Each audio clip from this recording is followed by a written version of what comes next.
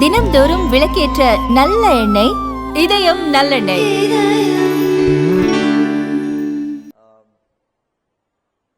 What a warm welcome.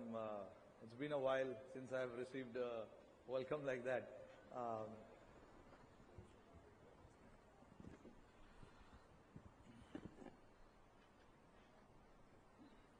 But I'm not so good at all these speeches and all that. We try and keep it very nice and simple inside the changing room, inside the dressing room. But what I want to tell you guys, since I'm here obviously, is that it's a big step in your career. Moving on to something new, something special is always a good challenge and something that everyone should be excited about. There's nothing to fear what lies ahead, because in life you will come across a lot of challenges, and without challenges there's no fun in life.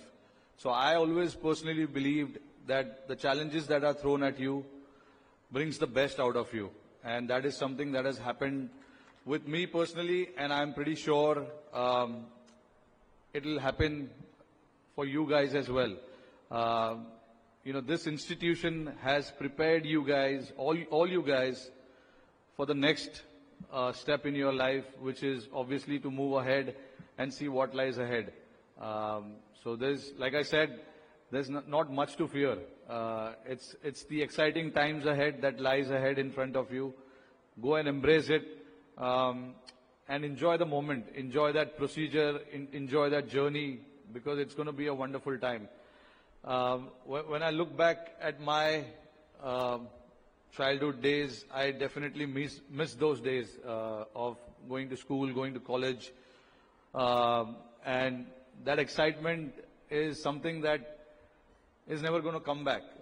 But we have our other ways to find that excitement. I obviously love the sport that I play now, and my focus, gradually shifted towards playing the sport and doing well in that particular sport. I'm here and I want to give it a personal touch to this wonderful time that we have now with us. So I would like to actually engage with all you guys, and if you have anything in mind that you want to ask me, I'll be more than happy to do it, because I feel personally,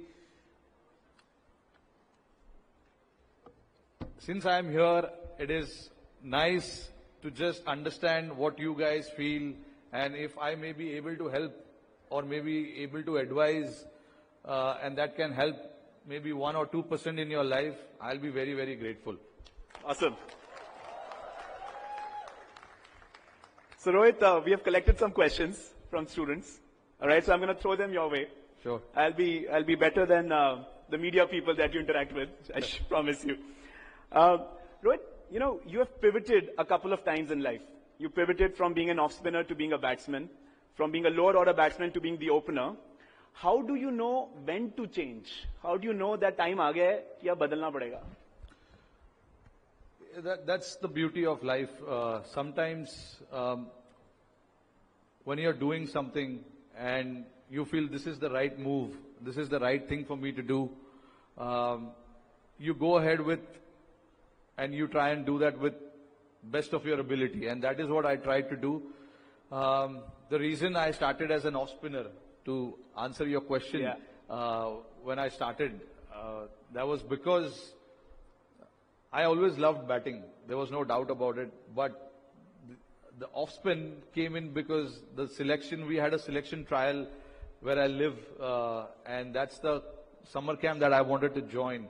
And in that camp, the selection trial happens in a way where you have to stand in the queue, and the selectors, the coaches who are there present, they call upon you, and then you go and execute your skills. But as we know, in India, everyone loves to bat. So there was a huge queue for the batting line for the batsmen, and not much for the bowlers. So I said, okay, I will waste my entire day standing in the queue for the batters. I'll go and try my skills in my bowling. And luckily, the selectors who were there, they loved what I did with the ball.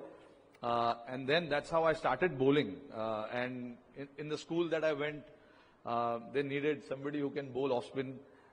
And eventually, my love for batting came in a year after when I joined the school, which was about when I was 11 years old. And that is the time, I got to play in my school and show them that I can do, both the skills, not just bowl, but also bat. Got it. But there is a sign that you have to actually catch. And when I got to know, in India, I mean, if you can do all skill set, which is bowling, batting, and obviously fielding as well, then you have a better chance of making it as quickly as possible to the team, to the main team that you are looking to play for. So for me, that was the mindset, that was the thinking, and then I went ahead with that. Got it. Please go ahead. Sorry. Rohit, in the 2015 IPL, I believe the first 4 matches, Mumbai Indians lost. Yeah. And yet you went on to win the championship, right? What changed after those 4 matches? What was the speech you gave, or what was the motivation you induced in the team that you won the championship after losing 4 games in a row? Yeah, because by then I had seen a fair bit of my life in cricket, and I knew that you can't. Firstly, I mean, it's a very important fact, not just for athletes, but also everyone in general, that you cannot give up easily on life or anything that you are pursuing to do. So when we didn't start off well, in fact, it was 5 games, not 4 games. I remember that we had a brief chat and a very intense meeting right after that. And the only thing that was in my mind was to inspire my team that how can we change around, because it has never happened in the history of IPL where 5 games after losing first 5 games and then you go on to win the IPL title. So the talk in the changing room was entirely about that. How can we inspire and how can we do something really, really special, which no team has ever done it. And people have already started discarding us. Media was writing us off. The other teams, I don't know what they were thinking, but obviously there was rumors about Mumbai Indians not making it to the qualification, the playoffs, let alone winning the title. But we were not even close to qualification in the playoffs as well. But I think it's the mindset that comes into play, and if I have to look back, I have to give a lot of credit to my upbringing, how I was brought up. There were a lot of tough times in life, and then that is when, as a kid, there was no option of giving it up on anything that was in front of me. And that's actually engraved in me, and that's how my cricket career took off. And when I started the game, one thing was very constant, that was not to give up on anything that I do, whether it was bowling, batting, winning the game for the team from an impossible situation. Because when you're playing a team sport, it is not about just me having that mindset. It is also about how you can get that mindset in the other 10 guys. So that was the challenge, and that is something, I was quite motivated to do.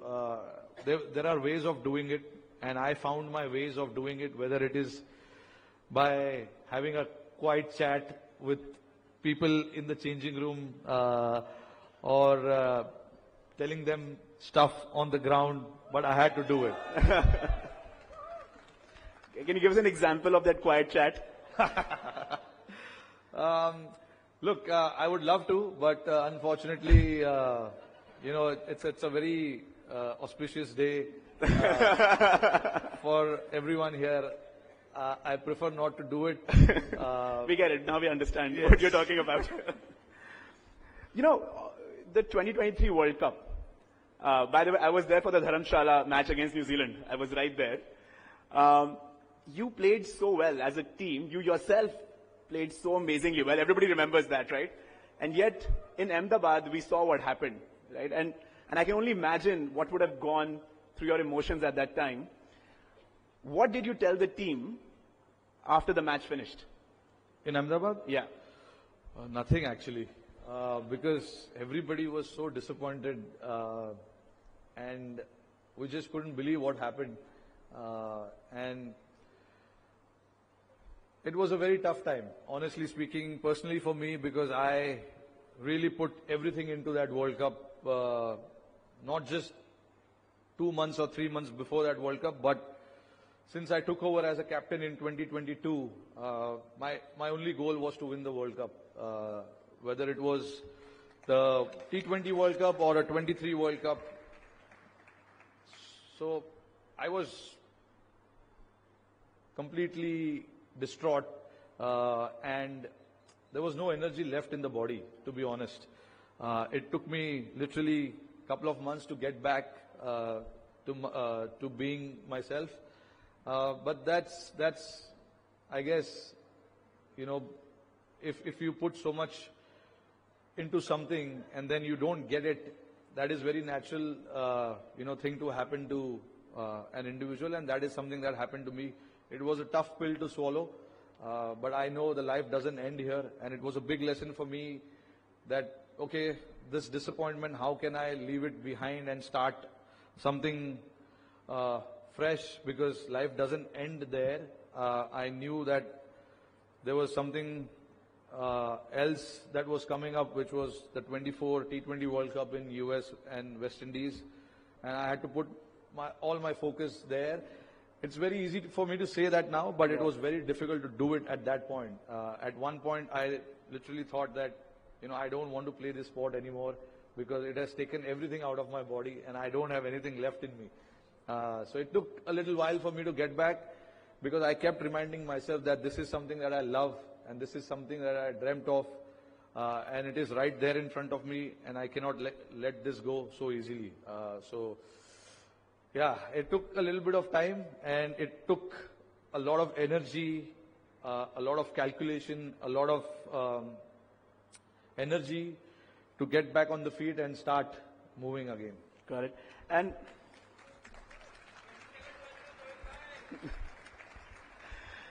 from 23, let's move to 24, right? And that match is etched in my memory. I remember every ball against South Africa.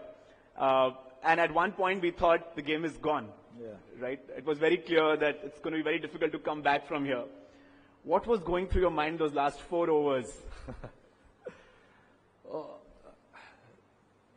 Look, I again went back to my old school thinking, which was to let South Africa enjoy when the last ball is bowled if they win the World Cup. I wanted to have that mindset, and that's the old school thinking. Okay, let it not feel it in a way where the game is gone and everything is lost. We had to put up a good body language on the show.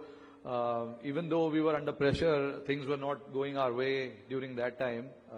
We wanted to try and fight it out as much as we could, and we kept reminding ourselves that this is something that we are living for, to win the World Cup, and it's right there for us, and we can't let this go so easily. And it was not about me telling everyone at that point. Everyone knew that we had to fight for this. So all 10 of us, all 11 of us on the field, displayed that kind of body language where, the opposition always felt that, okay, these guys are not going to give it up that easily, even though we are on top, but it's not going to come to us that easily. And that goes to show the mindset, the body language that everyone had, the hunger to win that game, the hunger to win that World Cup everyone had. So hats off to, everyone who were there on the field at that point. But in my mind, I wanted to stay calm, because I wanted to make those changes, the bowling changes, the field placement and all of that. So And being a leader, you obviously are standing right at the top. So, you can't look like you're panicked, or you cannot show, especially the opposition, that, okay, this is it, it's done. That kind of body language. So I tried myself engaging with the bowler, what can we do? How can we try and take wickets? How can we stop runs? And all those kind of things. Because we knew that anything could happen till the last ball is bowled, and we went with that mindset, and it was great to see how the last 4 overs planned out for us. It was fantastic to watch that. Yeah, I've seen those 4 overs again and again on loop. We see what happens on the field, right? But can you tell us what happens off the field before the match? What is the preparation that goes into winning the World Cup? Do you think of the field placements, etc., etc.? Do you look at the videos of the opposition beforehand? We don't know what happens before. No, I believe in preparation. I think without preparation, it just doesn't give me that confidence to go anywhere. Like I've come here prepared, what I need to do. So it just, you have that extra confidence in you when you are well prepared. So before the game, I just like to go through the opposition and see what they're doing, how they're playing spin, how they're playing seamers, where are, some of their batters hitting the shots, where are the bowlers picking wickets, and all that kind of stuff. Because I feel I don't need the team to go through that. I need to go through that, so that, I'm not putting too much on my team members' plate, because eventually, it's also important to keep the environment nice and relaxed, and that is when your best performances come out, when you're nice and relaxed. And it's the captains and the coach and the management in the support staff, it's their job to do all the homework and then pass it on to the players.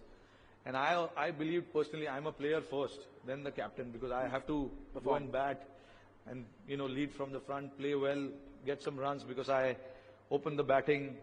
So my job is very, very important for the team to start well, give a good start. So I think I'm the player first and then the captain.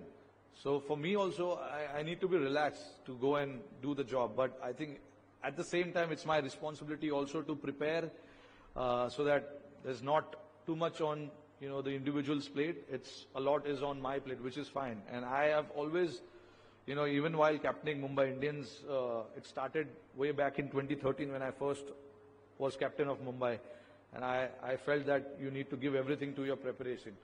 So that's how I used to do it. I used to prepare well and then take it into the game. Got it. Thank you.